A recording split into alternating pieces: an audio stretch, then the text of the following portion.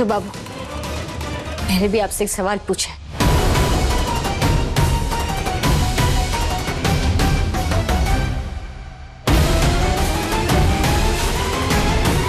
अगर शाओली यहाँ से चली गई तो मैं भी चला जाऊंगा।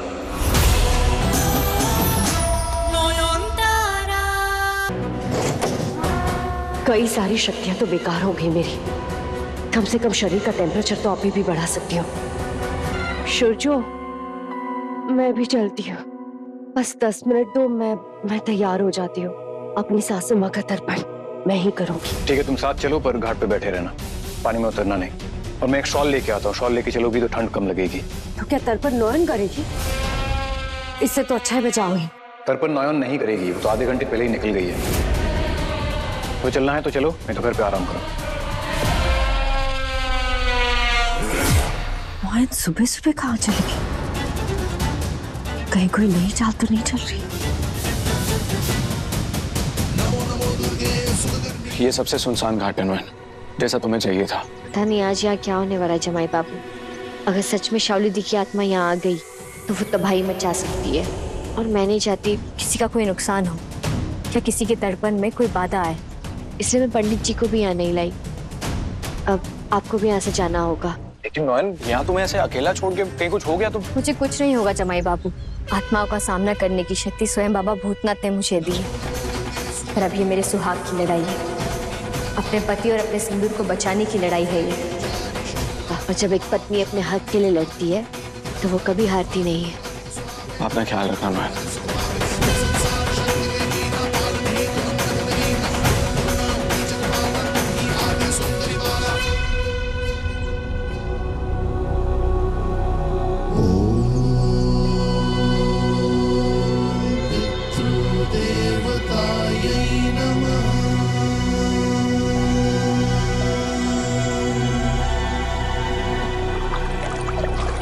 हर वरदान एक जिम्मेदारी भी होती है।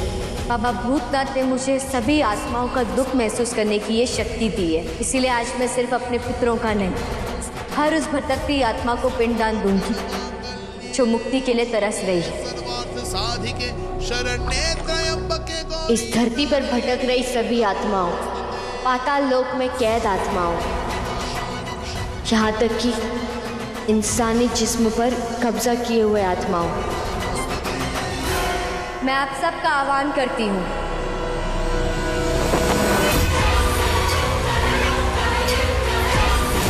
ये क्या हो रहा है? मुझे कुछ हो रहा है। यहाँ आइए, मेरे हाथों से पिंड और जल ग्रहण करके मुक्ति पा लीजिए।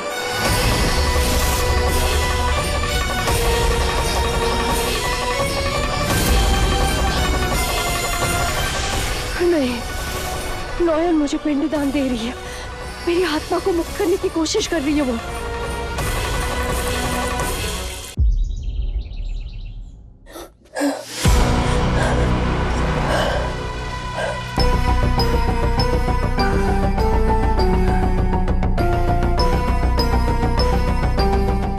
दादा, दादा वापस आ गए? सूरजो, ये क्या तरीका है? आधा पूजा छोड़कर चला आया और अपनी स्वर्गवासी माँ का तर्पण बीच में छोड़ के आ गया। मेरे फोन का जवाब नहीं दे रहा। क्या है ये सब? सूरजो ने आपका फोन इसलिए नहीं उठाया क्योंकि वहां उसकी पत्नी मौत से लड़ रही थी। या शायद आप सब लोग इसलिए हैरान हैं क्योंकि आपने सोचा होगा कि वहां नॉयन अपना काम कर चुकी होगी, शायद मैं जिंदा वापस नहीं लौटूंगी। मुझे तो लगता है कि नॉयन की उस साजिश में आप लोग भी शामिल थे। हाँ, साजिश। मैंने अपने आंखों से देखा है, भूतों की मदद से वो शाओली की जान लेने की कोशिश कर रही थी। और बस बंद करो अपनी। एक बात कान खोलकर सुन लो, तुम दोनों के कहने पर हम नॉयन को दोषी नहीं ठहराएंगे। जब वो आएगी तो उससे बात करेंगे, उसके बाद ही कोई फैसला लिया जाएगा। नॉयन घर में वापस नहीं आएगी। क्या कह रहा है तू? मैंने अपना डिसीजन सुना दिया है छोटू माँ। अगर वो औरत इस घर में वापस आई तो मैं और शाओली यहाँ से हमेशा के लिए चले जाएंगे।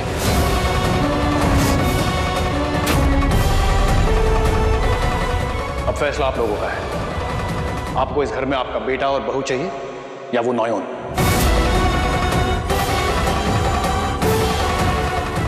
अंदर की काली शक्तियां काम कर गई। आ गया शुचू मेरे वश में। शावली ने जिस तरह से इसे अपने वश में कर लिया है, लग ही नहीं रहा है कि ये हमारा शुचू है। एक नॉयन ही है जो शायद इस जहर का तोड़ जानती है।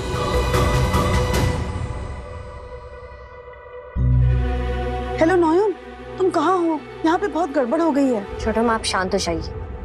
मैं घर लौटूंगी तो उस प्रमाण पत्र के साथ ही जो ये साबित करेगा कि शावली दी और डॉक्टर बाबू की वो शादी वो गैर कानूनी थी। वरना डॉक्टर बाबू मुझे घर में घुसने नहीं देंगे। सच? ऐसा सबूत ढूंढ लाओगी तुम? ढूंढना पड़ेगा छोटो माँ, वरना इस शावली दी से डॉक्टर बाबू और इस परिवार को कोई नहीं बचा सकता। हाँ नॉयन, शुचू तो एकदम रट्टू तोते की तरह वही बोल रहा है जो वो उसे सिखा रही है। मैंने कभी भी शुचू को मुझसे या दादा से इस तरह से बात करते हुए नहीं देखा है। छोटो माँ, शावली दी ने डॉक्टर बाबू की आत्मा पर कब्जा करना शुरू कर दी है।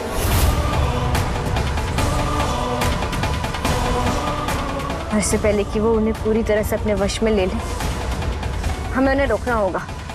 आप मुझे बस इतना बताइए, शावली दी की माँ का नाम क्या था? माधवी रॉय। ठीक है।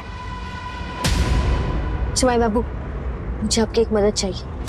हमें होशियारी से बाईपास मेडिकल कॉलेज के रिकॉर्ड वाले कमरे में घुसना होगा, जहाँ वो कागज रखे होते हैं ना, वहीं पर। और वहाँ सब कुछ तो अंग्रेजी में लिखा होगा, मैं कुछ भी पढ़ नहीं पाऊंगी। वो कमरा कहाँ है मुझे ये भी नहीं पता है। एक काम कीजिए ना, वहाँ क्या लिखा होगा कि आप मुझे कागज पर लिखकर दे दीजिए। शावली दी का जन्मदिन अभी कुछ दिनों पहले ही था, तो मुझे उनका जन्म तारीख याद है। लिख तो मैं दूंगा नॉयन, पर तुम रिकॉर्ड रूम में अंदर जाओगी कैसे?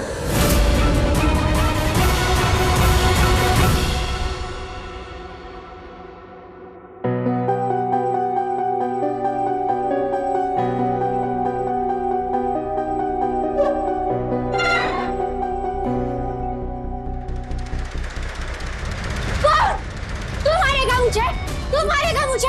किसी में इतनी हिम्मत नहीं है, जो मुझे मारना है पहले वो मारेगा। कौन मारेगा? आप मारोगे? तू मारेगा मुझे? तू मारेगा? तू मुझे मारेगा? अरे कोई रोके उसे। मेरी बहन बहुत बीमार है, उसे क्या बता सकती हैं यहाँ पे दिमाग के डॉक्टर कहाँ मिलेंगे? भाई साहब, यहाँ दिमाग का इलाज नहीं होता, ये हॉस्पिटल है, पागल खाना नहीं। इसे कहीं और लेके जाइए।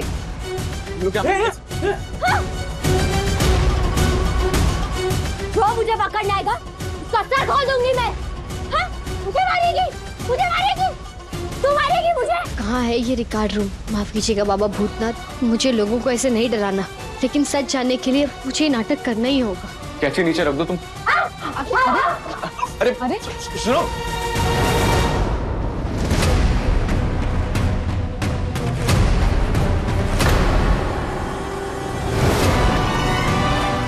हो रहा।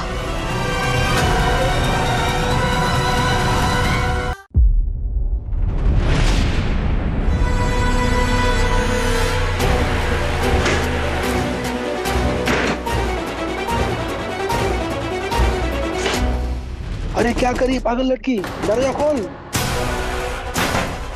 लगता है अभी पुलिस को फोन करके बुलाना पड़ेगा। जैसे दरवाजा खुलेगा मैं इसे बेहोशी का इंजेक्शन लगा दूंगी, और कोई रास्ता नहीं। अरे क्या कर रहे हैं आप लोग? वो डर गई है बेचारी, मैं बात करता हूँ। हटिए हटिए।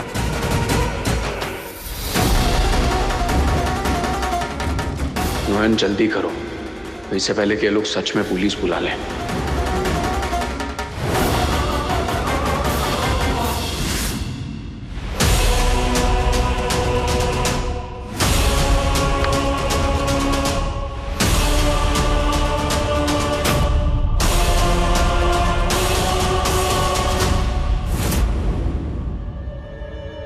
शादी के प्रमाण पत्र पर जो जन्म की तारीख है, शावली दी का जन्म उसके 1 साल बाद हुआ है। उस दिन, उस साल नसीब एक ही बच्ची पैदा हुई थी, भी रॉय परिवार में। माँ का नाम भी वही है, माधवी रॉय।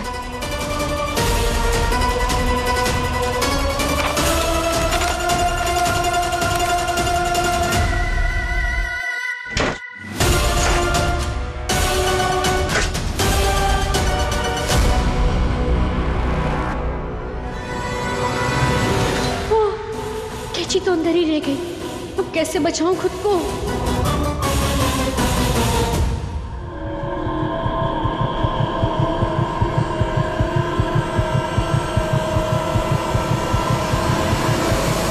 क्या कर रही हो? रुक जाओ, रुक जाओ, रुक जाओ। सुनो सुनो, उसको छोड़ो, किसी को चोट लग जाएगी। मैं जा रहा हूँ अपनी बहन को लेके, आप किसी से कुछ मत करिएगा please. Very sorry. Chitra, Chitra. कहाँ भागेंगी आप? सबसे पहले तो मैं आपकी टांगे तोड़ूंगी, फिर मुंह। अरे नॉयन यहाँ। जब ये पूरा शरीर बिखर जाएगा तब आप क्या करेंगी? हाँ, प्लीज। कोई नया जिस्म लाएंगी आप? कौन से बाजार में मिलती है ऐसी लाशें? हाँ, ये नॉयन तो पागल हो चुकी है, इस शरीर को तबाह करने पर तुली है। उधर वो शुरजू भी पत्थर बन गया है। अब इस घर में एक इंसान है जो इसे रोक सकता है, इस घर का मालिक। प्लीज बचाओ, शुरजू, शुरजू प्लीज बचा लो। Uncle, uncle please, uncle, uncle, uncle please मुझे बचा लीजिए, वरना वो नॉयन मुझे मार डालेंगे। ये क्या कर रही हो तुम? ये हटाओ तुम।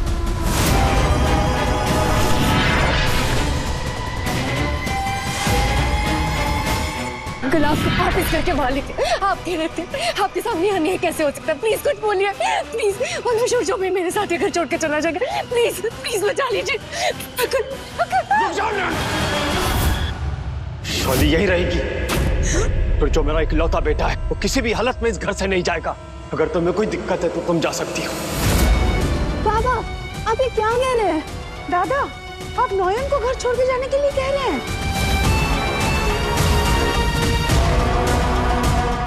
अब तो बाबा को भी अपने वश में कर लिया इन्होंने। बहुत हो गया, ये खेल अब यहीं खत्म करना होगा। किसी भी कीमत पर रोकना होगा इन्हें।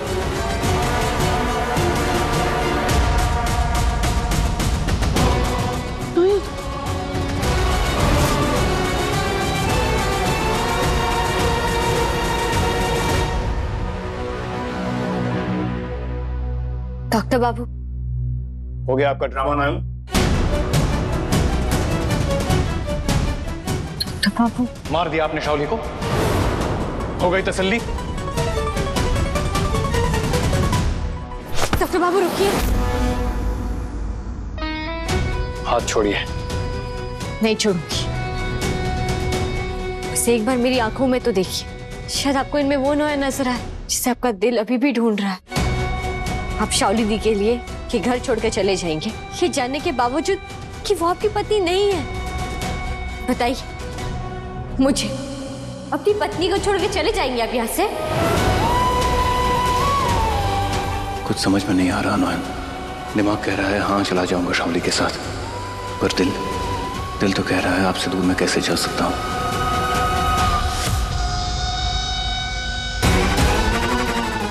नॉयन ने शुरजू का हाथ पकड़ा हुआ है और वो अपना हाथ छुड़ा भी नहीं रहा है। शुरजू का दिमाग तो मेरे कब्जे में है, लेकिन उसका दिल, I have to stop this.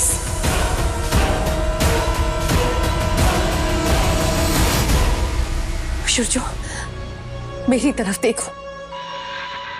कितने दिनों से जानते हो उसे? बस कुछ महीनों से ही ना। इसके लिए तुम अपने सालों पुराने प्यार को चुतला दोगे।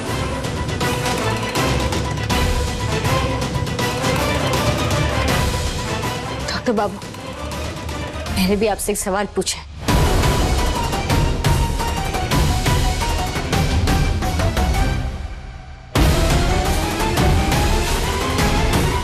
अगर शाओली यहां से चली गई तो मैं भी चला जाऊंगा।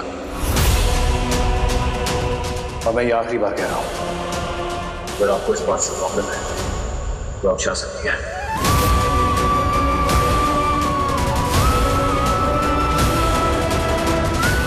साफ दिख रहा है डॉक्टर बाबू शाओली दी के जाल में फंस चुके हैं, और इस वक्त अगर मैंने उन्हें नहीं बचाया तो वो एक ऐसी गहरी खाई में धंसते चले जाएंगे जिसका कोई अंत नहीं। मैं अपना हक छोड़कर कहीं नहीं जाऊंगी डॉक्टर बाबू। ये तो साफ हो गया है कि डॉक्टर बाबू को भी बाबा की तरह शाओली दी ने अपने वश में कर लिया है। मुझे जल्दी कुछ करना होगा।